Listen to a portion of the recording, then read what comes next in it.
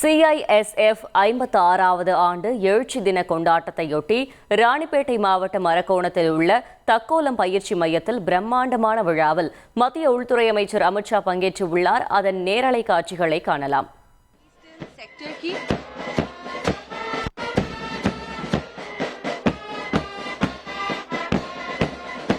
Ninth contingent representing fire sector.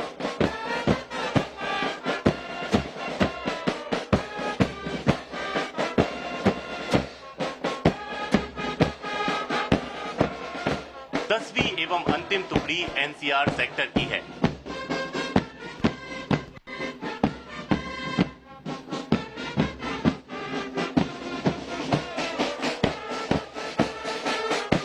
CISF के महिला दस्ते की धुन अमर सेनानी सारे जहां से अच्छा तथा भारत के जवान पर हृदय का.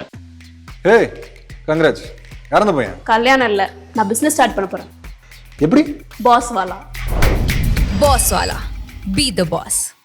கூடுதல் தகவல்களை செய்தியாளர் சாலமன் வழங்கிட கேட்கலாம். சாலமன் வணக்கம். கூடுதல் தகவல்கள்.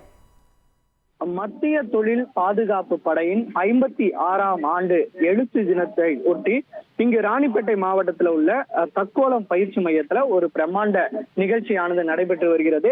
இந்த நிகழ்ச்சியில மத்திய உள்துறை அமைச்சரான அமித்ஷா பங்கு கொண்டு இங்கு இந்த நிகழ்ச்சியை துவக்கி வைக்கிறார். குறிப்பாக அவரை காரில் ஏற்றியபடியே வலம் அவர் அந்த CISF வீரர்களோட அணிவகுப்பு மரியாதையை துவங்கி வைத்தார். தற்போது அனைத்து CISF வீரர்களும் தற்போது அணிவகுப்புல ஈடுபட்டு அவர்களுக்கு மரியாதை செலுத்தி வருகின்றனர். மேலும் இது மட்டுமின்றி இந்த ராணிப்பேட்டை மாவட்டத்தில் இருக்கக்கூடிய இந்த தக்கோலம் மைதானம் தான் மத்திய தொழில்துறையோட பாதுகாப்பு படையினோட ஆட்சேர்ப்பு பயிற்சி மையமாக செயல்பட்டு வருகிறது. இங்கு இந்தியாவில் இருக்கக்கூடிய பல்வேறு நபர்கள் இங்கு பணியில் சேர விரும்புவர்கள் இங்கு தான் பயிற்சியை மேற்கொண்டு வருகின்றனர். குறிப்பாக இந்த வீரர்களுக்கு துப்பாக்கி சுடும் பயிற்சிகள், பாதுகாப்பு பணிகள், சட்டம் ஒழுங்கு உள்ளிட்ட பல்வேறு பயிற்சிகள்ல இங்கு வழங்கப்படுகிறது. இந்த பயிற்சிக்கு பிறகுதான் இந்த விமான நிலையங்கள், அனல் மின் நிலையங்கள், இந்த தேர்தல் பாதுகாப்பு, VIP மற்றும் பாதுகாப்பு உள்ளிட்ட பணிகள்ல இந்த CISF வீரர்கள் அமர்த்தப்படுவார்கள். அவர்களது நிகழ்வில் தான் தற்போது மத்திய உள்துறை அமைச்சர் பங்கு கொண்டு இதனை சிறப்பு செய்து வருகின்றார். அது மட்டுமின்றி அடுத்ததாக இந்த அணிவகுப்பு மரியாதை முடிந்த பின்பாக அவர் ஒரு சைக்ளோத்தானை துவக்கி வைக்கிறார். 6553 கிலோமீட்டர் கொண்ட தூரத்திலான CISF கோஸ்டல் சைக்ளோத்தானை துவக்கி வைக்கிறார். இந்த துவங்கி வைத்த பின் இதுல மொத்தம் 14 பெண்கள் உட்பட மொத்தம் 125 வீரர்கள் ஒரே நேரத்துல மேற்கு வங்காளத்திலிருந்து இந்த சைக்ளோத்தானை துவங்குவார்கள் என தெரிகிறது. 25 நாள்ல 11 மாநிலங்கள் மற்றும் யூனியன் பிரதேசங்களை உள்ளடக்கிய இந்த சைக்கிள் பேரணியானது மார்ச் 31ஆம் தேதி கன்னியாகுமரியில நிறைவடையும் என தெரிய வருகிறது.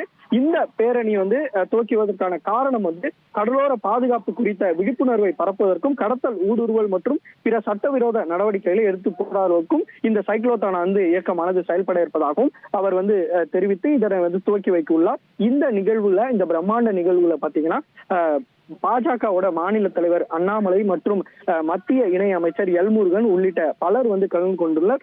மேலும் இது மட்டுமின்றி இந்த CISF தலைமை இயக்குனர் ரஜ்விந்தர் சிங் பாட்டி அவர்களும் இந்த நிகழ்வுல பங்கு கொண்டு இந்த சிறப்புரை ஆற்றி வருகிறார். தகவல்களுக்கு நன்றி சாலமன்.